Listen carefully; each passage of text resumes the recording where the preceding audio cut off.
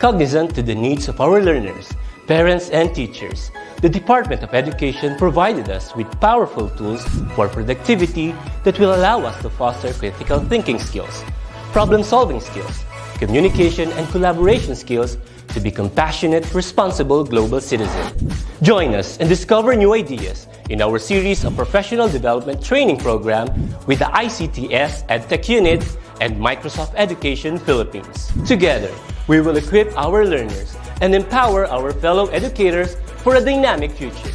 Para sa bata, para sa bayan, at para sa guro. Sulong Edukalidad.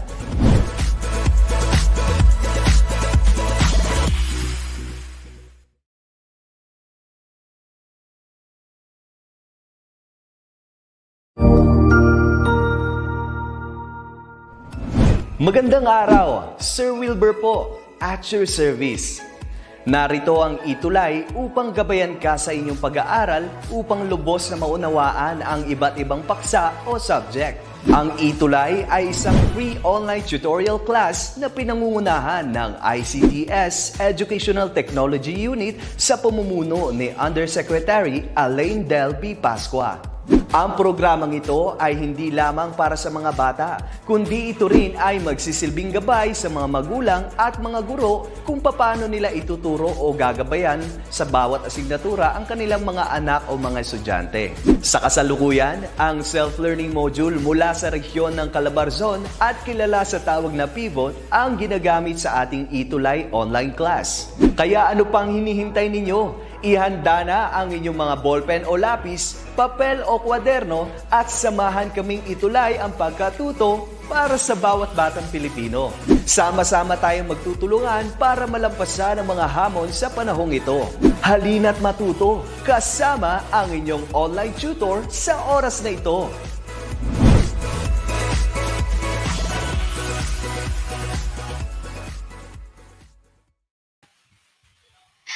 Hi, good afternoon. Good afternoon, learners from different parts of the Philippines. So as our guardians, parents, and of course, our teachers who are watching with us here in our ETUlay session. Magandang hapon po sa inyong lahat and welcome back.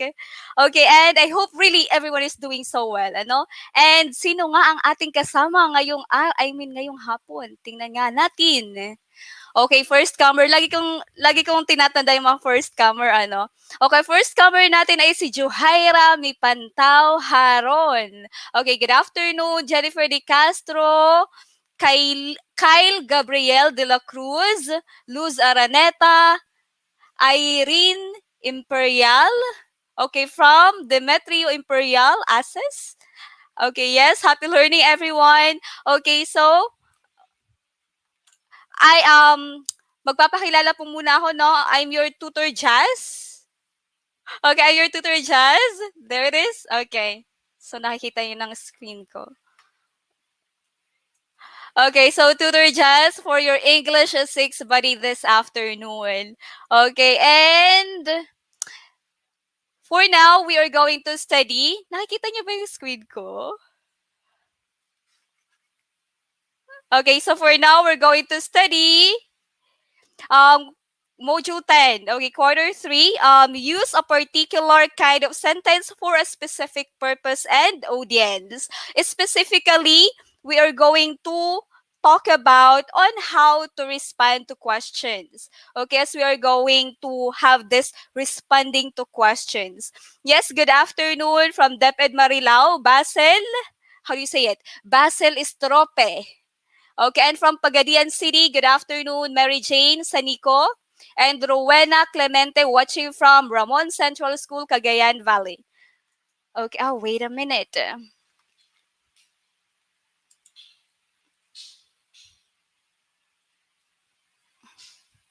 Okay, so ayaw niya. Okay, so dito na lang tayo. Okay, so ayan, quarter 3 tayo module 10 kasi ito yung parang kasunod nung topic ko last time. Alright? But To begin with, let me thank the Division of Pasig City first, headed by our very own SDS, Ma'am Agustin, for the SLM or the self-learning module that I will be using this afternoon. Okay, and I have here the development team of the self-learning module from the writer, editor, reviewer, illustrator, layout artist, management team. Okay, and from SDS up to our PSDSS. Maraming salamat po. Okay, so since 40 minutes lang tayo, magsimula na tayo. Okay, so let's do this pre-test so that I'll know how well you know or how well or how knowledgeable you are when it comes to our lesson this time. Okay, so let's have this one. For the instruction, you just have to complete the short answers with correct form or with the correct form. Learners, my grade 6 English learners, just write your answers sa ating comment section and I am going to read those, okay? As much as I can. Kung kaya kong basahin lahat, why not? Okay, let's start for number 1. I have, series of questions in here. Okay, number 1. Are you from the Philippines? Okay, ang responses natin dito ay yes or no, but how really we are going to answer that? Sige nga. Okay, Gab Mendez, hi, good afternoon. Yes, Prince Justin from San Lorenzo Ruiz Elementary School. Good afternoon. Magandang hapon po from Bataan po. Jane Mary. Okay, so sige, magsagot na tayo. No, it's not that it's letter A or B. Letter A at saka B, parehas yung sagot ninyo. Okay? Paano nyo sasagutan yung tanong na ito? I'm not going to explain further because I'm just going to see first kung gaano kayo kalalim when it comes sa ating topic this afternoon. Okay? So, paano? Yes, I am. Okay, may nakita kong yes, I am. Sino tong...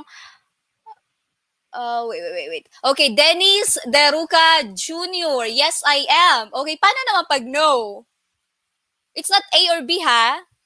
A, yes, ano? Tapos B, what? Yes, I am. Okay. What is the one? Gab Mendez. Okay. Yes, I am. No, I'm not. Okay. So for number 1, if I ask you like, are you from the Philippines? Then you can answer yes, I am. Okay, or no, I'm not. Okay. Next one.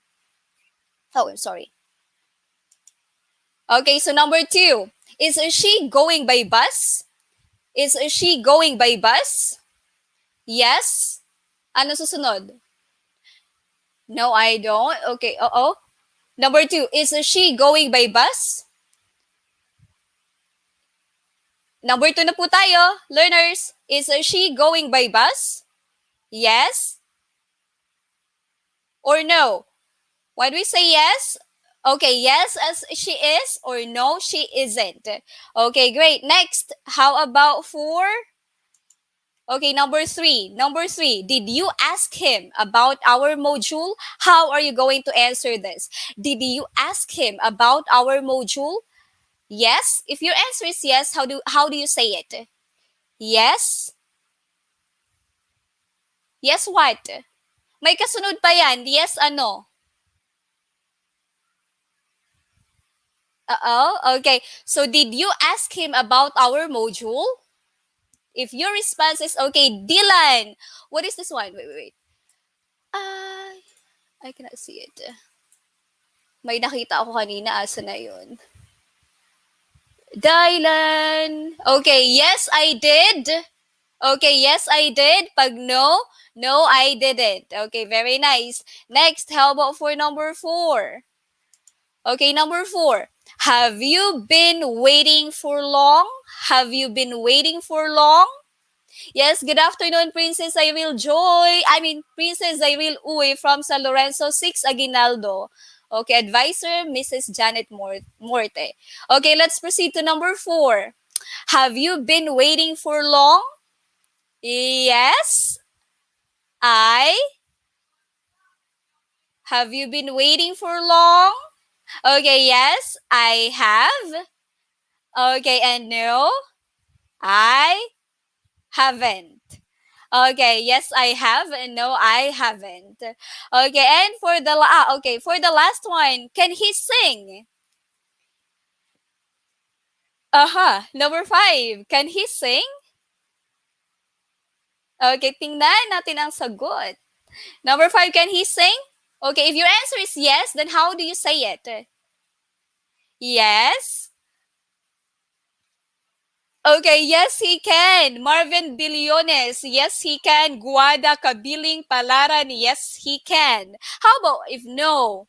No, he can't. Or no, he cannot. Gerald Bernardino and sino pa ito? No, Keisha. Okay, no, he can. Very nice. Can he sing? Yes, he can. No, he can't, or he cannot. Okay, great job. Did you get 5? Did you answer it correctly? Okay, well then that's nice. Okay, so let's now proceed to our quick recap or a quick review about what we have discussed last time. Okay, so we have learned that, like last time, we have learned that every one of us, like you and teacher, okay, everyone is entitled to our own opinion. Okay, expressing opinions without basis, without proof, without knowledge or pieces of evidence is considered irresponsible. Okay, so one should always be tactful when giving opinion. Okay, he or she must understand what had transpired. So when I say transpired, that means what have had really happened, so that the opinion expressed becomes worthy and meaningful. Okay, just like last time we did talk about the, I guess, concepts or techniques, okay, on how to make a stand based on any issue. Okay, and kung nandito kayo, and kung present kayo noong last week, last week ba yun or last week lang? Okay, so diniscuss natin yung apat na techniques. Okay, get straight to the point. Ano pa?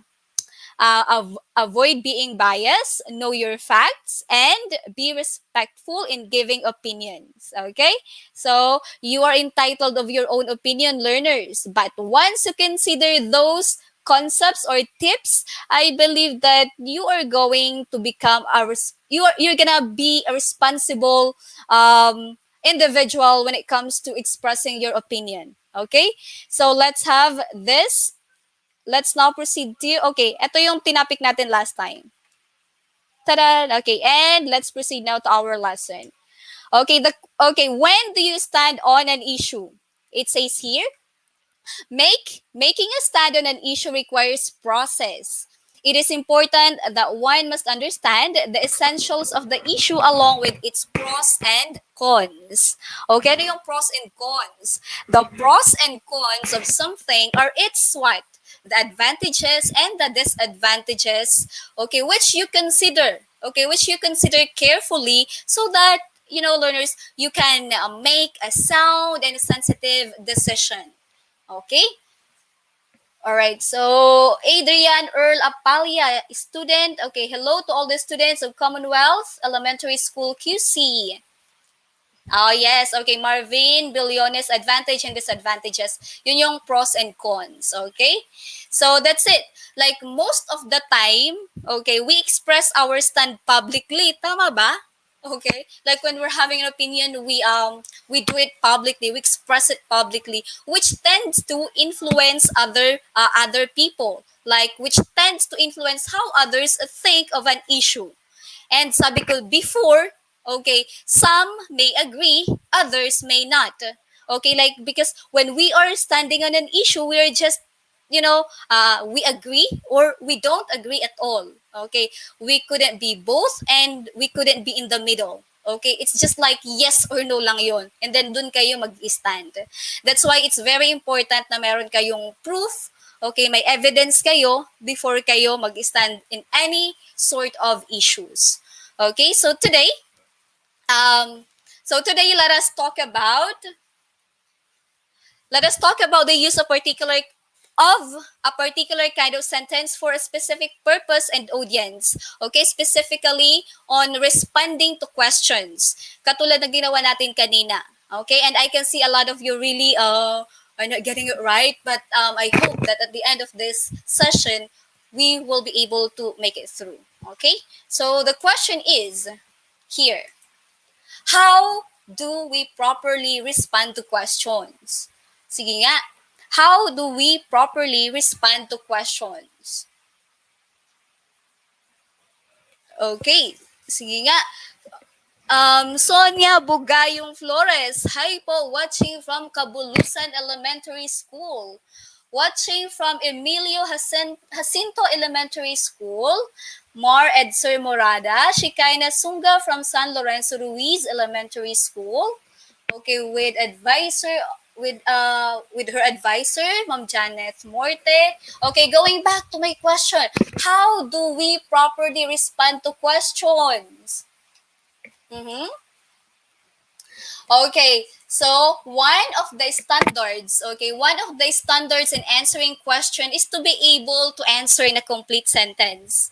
Okay? So kanina 'di ba yung questions ko sa pre-test learners like yes or no and then may blank pa yon. That means it requires yung kasunod. Okay, when we're asked like when we were asked a question, we should always answer in a complete sentence. Lagi niyong tatandaan yun ha. Especially in the grade 6 na kayo. Like, you always do it in a complete sentence. Parang, tingnan niyo to ha kung bakit. Let's say for example, tinanong kayo, anak, saan kayo galing? Sasabihin mo doon. Ang parang like, how can you say it? Parang ang rude pakinggan, no? Ang pangit pakinggan. So like, as much as you can, not as much as you can, you always normalize it and you always do it. Okay, to answer in a complete sentence. Because, sabi ko kanina, standard in answering, okay, a question is to be able to answer in a complete sentence. And to do that, use the words in question itself as a cue to formulate your answer or to say your answer. Diyan sa tanong na yan, meron diyang mga words or salita na possible maging clue mo para masagutan ng kumpleto yung tinatanong sa iyo. Okay? So learners, grade 6 learners, since especially that we are studying English, it is very important to answer not in a fragmented sentence but in a complete sentence. Why? Okay, why? Okay, so that we can convey a clear message, okay, to our audience or to our listeners. Okay, and when doing that, answering a complete sentence, that is one way as well of effective communication. Okay, so please practice doing that, answering a complete sentence. Okay, kasi like in reality, it's always lagi ko itong naririnig. Let's say for example, tinatanong ko, anong pangalan mo anak? What's your name? Then you'll say, Jazz. What? Okay. So do not normalize that. Okay. You see to it that you are always answering in a complete sentence. Okay. When you're asked like, oh, what's your name? Then you can say, my name is Jazz or I'm Jazz. Do not say like Jazz. Okay. So ang pangit pakinggan, ano nga ba yun? Parang rude siya pakinggan. So mas better talaga na sumasagot tayo ng kumpletong pangungusap. Okay? So, let's have this one. And that question, you also have to just, make it simple. Okay? So, identify the type of question first. Identify the type of question. If it is a yes or no question or if that is a WH question. Okay? Pag may tanong, you identify first. A yes or no question ba yun or WH question ba yun? Okay? So, just like this.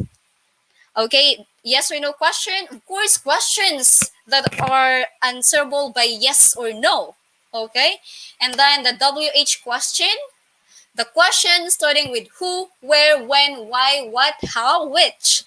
And I believe that you already know how to use and when to use these WH questions because I believe that you already learned this during your previous level, right? When do we use who? When we're talking about person, right?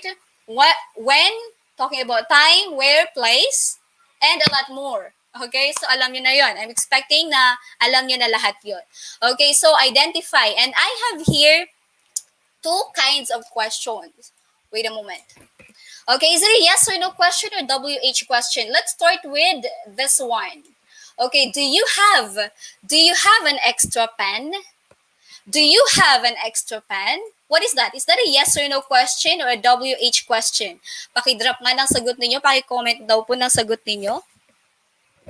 Do you have an extra pen? What kind of question is that? Is that a yes or no question or a WH question? Do you have an extra pen? Okay, very good, Cherry Mariano. That's a yes and no question. Okay, yes, no question. So as what is the one? Yes or no? Ronald, ang bilis. Okay. Ronachel Miranda, yes, no question. Do you have an extra pen? Ito ay type ng yes or no question because this is answerable by yes or no. Okay? Second question. Where did you buy this pen? Oh, I don't have this. I don't have pen in here. Wait a minute. Okay. Second question. Where did you buy this pen? Okay, what kind of question is this? What kind of question is this? Okay, where did you buy this pen? Is that a yes or no question? Okay, very good. Marvin Billones, that's a WH question. Ronachel Miranda, WH question. Mark Platon, Rian Faith, Olivia, Cherry Mariano, Krisha Venus. Okay, WH question yun kasi may where. Okay, so now, isa-isa na natin sagutan. Okay, sagutan na natin.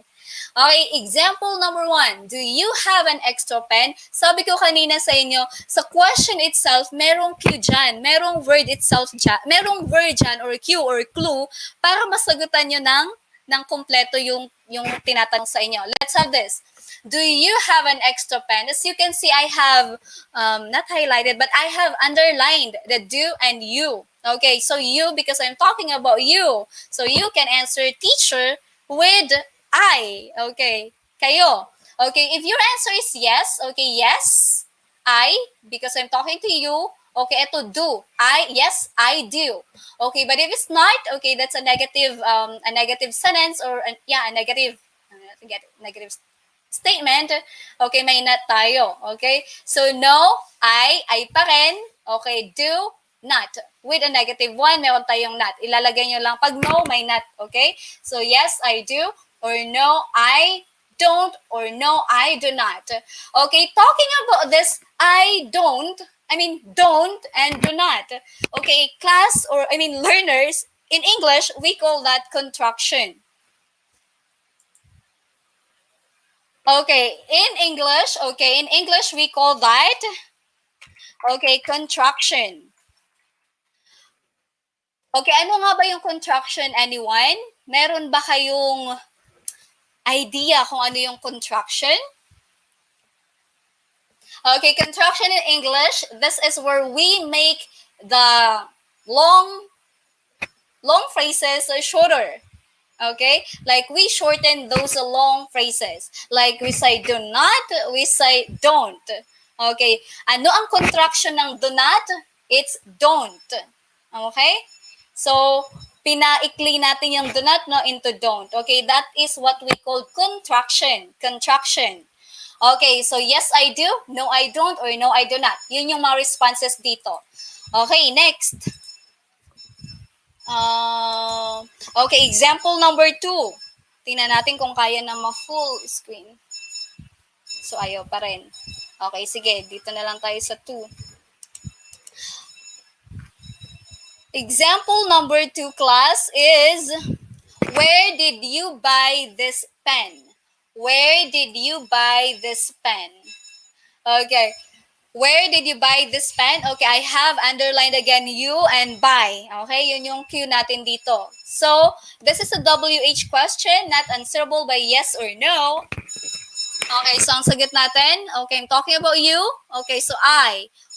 This one is the past tense form of the verb. So what is the past tense of buy? Okay, it's bought. Okay, this one is the irregular verb. Okay, I bought this pen at a nearby bookstore. Okay, you see? Hindi lang sasabihin, where did you buy this pen? Dun. Sa tindahan. Okay. No, it's not like that. You know, that sounds so rude. Okay, so sound polite. you can say, I bought this pen at a nearby bookstore. Okay? Next.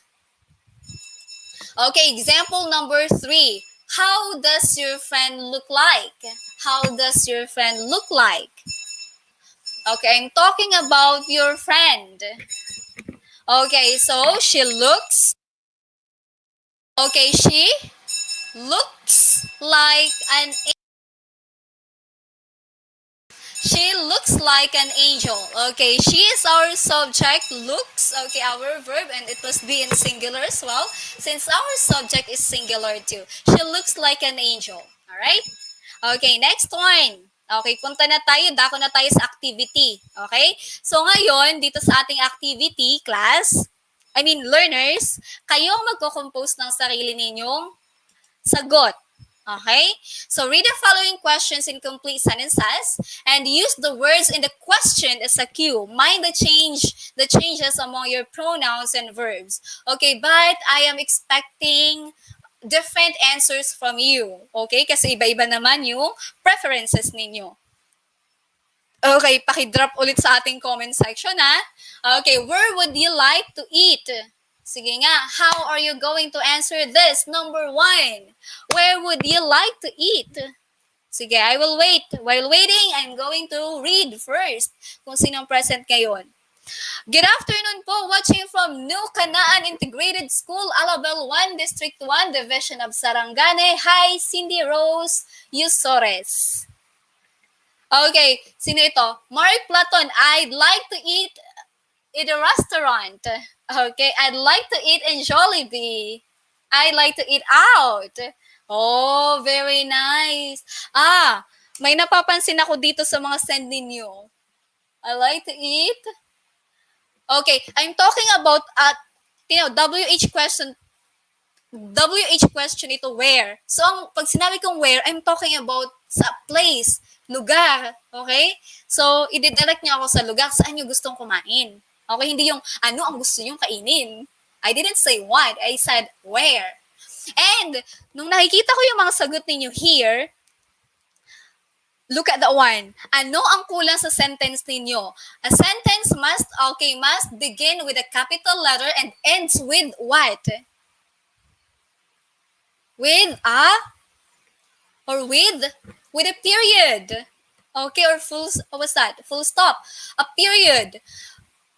Okay, ang sentence, begin ka ng capital letter and always end it with a period. Okay? So, pag nagsulat kayo it's a must in English, the punctuation marks. You have to be mindful about that also. Okay? So, next, number 2. Very good, very good. Okay, should we bring our mobile phones? Number 2. Should we bring our mobile phones? Okay, number 2. Tama yung ginagawa niyo, nilalagyan nyo ng numbering, ano? Okay, number 2. Okay, number 2. Yes, we should. Oh, very good. Because we have here we and should. Yes, we should. Good. Paano pag no? What if our answer is no? Yeah, Megan, Luis, Olatan, yes, we should. Okay, great. Okay, how do you say it? Cherise? Kyle? Okay, paano naman pag no? How do you answer it pag no? Should we bring our mobile phone? No? We shouldn't. Very good, Megan, Luis, Olatan. Okay, no, we shouldn't. We should not. Okay, great. Next, number 3. Which flavor of ice cream do you like? Ang sarap ng ice cream ngayon, ang init. Okay, which flavor of ice cream do you like? Sige, number 3 na tayo, mga anak. Number 3. Which flavor of ice cream do you like? Which? Okay, number 3 na. I like, what's on? I like chocolate ice cream. Okay. Sino yon? Si Phoebe Sastre. Okay, so as Krisha Venus, chocolate din. Okay. Ayoko ng chocolate. Gusto ko vanilla. Okay, si Salvador Francis Jr., I like chocolate flavor. Okay, so how about number 4? What did you do last night? What did you do last night? Number 4, everyone. What did you do last night? Okay, cookies and cream strawberry. That's so delicious and it's so nice to eat ice cream right now as it is so hot here. Okay, number 4 na po tayo. What did you do last night? Ako, I did my homework. Okay, kayo, what did you do last night? How are you going to answer number 4? Oh, ano nyo dito? Nakaka-past tense ito ha. Past tense of the verb ito. I did my homework last night. Okay, very good, Denise. I slept last night, John. O pag I study my lesson, it's not I study because I said it's past tense. It's in past tense form of the verb. So, you have to use the past tense of study, which is studied, right? I studied last night. I did my homework last night. I answered the modules last night. Okay, sleep. What's the past tense of sleep? Okay, slept. Okay, play. Played. I played last night. I slept last night. Okay, very nice. Last, number 5. Why are you sad? Number 5. Why are you sad? Why are you sad? Okay, number 5, everyone. Why are you sad? Okay, this is a WH question. And since it is why, then that means I am demanding an explanation, a reason rather. How are you going to answer this? Why are you sad? No, it's not. No, I'm not. It's not a yes or no question, everyone. Look, it's a WH question. Pag WH question, hindi siya sinasagot ng yes or no, ha? I'm alone. Okay, who is this one? Very good, Gianca. Okay, Kanseko. I am sad because of the pandemic. Great. Very complete sentence. That's a complete sentence. Giant Albios, I'm sad because I can't go out. That's also great. Okay, Jersey Arguelles. You're not sad. Okay, that's good. Okay, that's good. You're not sad. Okay, so sino pa ito? Okay, John Mark Albios, I already got it. I'm sad because I can't go out. You see, pag why, may reason iyon. Okay, so why? Because. Okay, I am sad. Okay, ano natin dito? Are. Ito ay be verbs. We call it the be verbs. You familiar with the be verbs? The is, are, and am. Okay, I am sad because. I am sad because, sabi ninyo, I cannot go out. Oh, I'm sad. Dylan Angelo Roque, I'm sad because I don't have allowance. I have no allowance at all. I can go to school. That's why you're so sad. Okay, we're all so sad about that. But let's always look doon sa positive side ng nangyayari sa mundo ngayon, sa paligid ngayon. Okay, you know, there's always a good side in everything. Okay, very nice, everyone. Let's proceed to activity 2. Okay, activity 2. Read the following questions and answer it correctly and select your answer from the choices. Number 1. O, lagyan nyo ulit ng number 1 ha. Sagot ninyo. Okay. Do you like English? Yes, I do. Yes, I can. Yes, I am. Do you like English? Number 1 tapos ABC. Kung anong sagot ninyo. Kisha. A. Megan. A. Sofia. Bagasan. Ulatan. Rian Faith Montialto. That's letter A. Do you like English? Yes, I do. Great. Number 2. Okay, 2. Can you ride a bike? Can you ride a bike? Number 2. Number 2. Can you ride a bike? Number 2, no.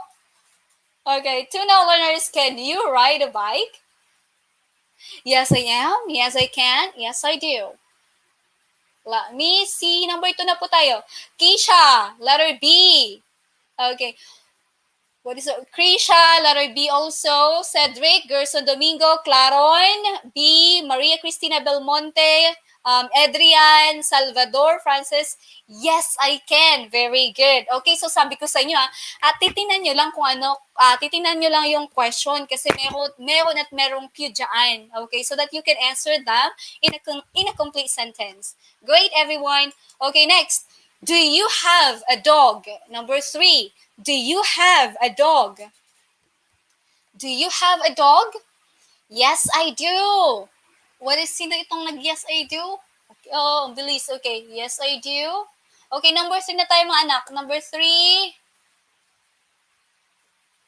Okay, 3. Alam, ba? Number 3. Okay, Sofia Nisha Bagasan. A. Yes, I do. Okay, very good. Marvin Billones. Dylan Angelo Roque. Letter A. Yes, I do. Kasi meron akong do and you. I'm talking about you. Yes, I do. Okay, that's letter A. Number 4. Are you a student? Are you a student? Number 4. Everyone. Tin, drop your answers. Number 4. Adrian Earl Apalia. A. Mary Christ. A. R.D. Blanker. Marvin. Ashlyn Eusebio. Sophia Bagasan. A. Are you a student? Okay, yes, I am. B verbs again is, are, and am. Okay, yes, I am. Great job, everyone. Okay, taas ang kanang kamay. Okay, tap sa ating shoulder. Very nice. Okay, or say very good. Okay, let's have this one now. Okay, wrap up tayo. Okay, paano natin i-wrap up to? Sige nga, balik tayo dun sa sinabi ko kanina. How do we answer question? How do we answer the question nga? We should answer the question in a complete sentence as always, okay? So to answer the question, use the words in the question itself as a cue to formulate your answer. You always remember to answer always and always in a complete sentence. Not a fragmented one, but a complete sentence. Why? Because it conveys a clear message to your audience and to your listeners. Okay? And not only that, this is one way of effective communication. All right? So, how do we identify the questions? Or what are the types of questions? Kanina, pinag-aralan natin yung dalawa, di ba? The WH question, also the yes or no questions. Okay, so identify nyo muna pag may tanong, ano nga ba yun? Yes or no question ba yun? Or WH question ba yun? Like that. Okay, and then tingnan nyo kung anong cue doon sa question na yun, then you answer it completely. Okay?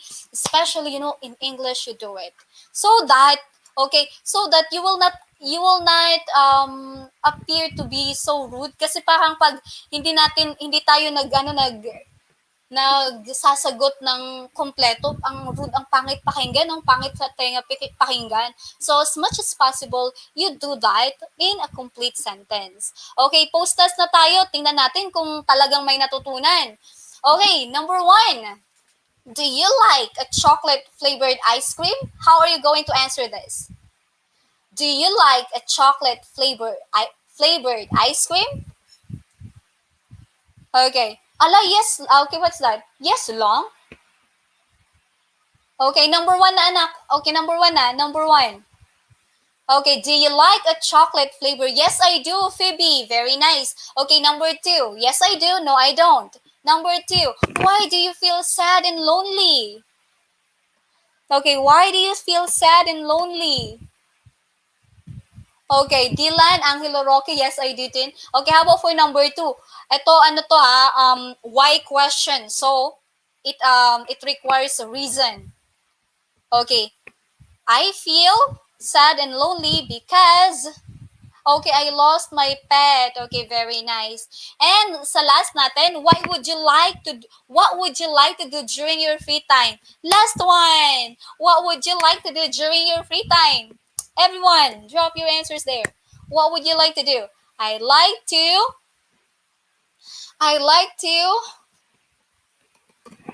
play Mobile Legend during my free time. Okay, what would you like to do? Okay, so that's so it.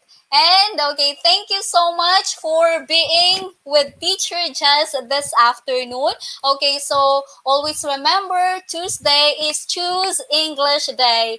And kasunod po ni Teacher Jess ay English grade 7 with tutor or teacher Drysel. Okay?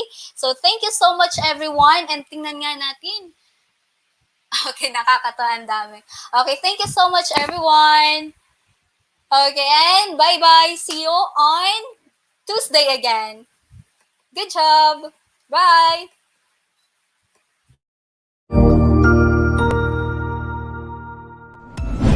Sigurado ako na marami ka na namang natutuhan sa ating ETUlay tutorial session ngayong araw.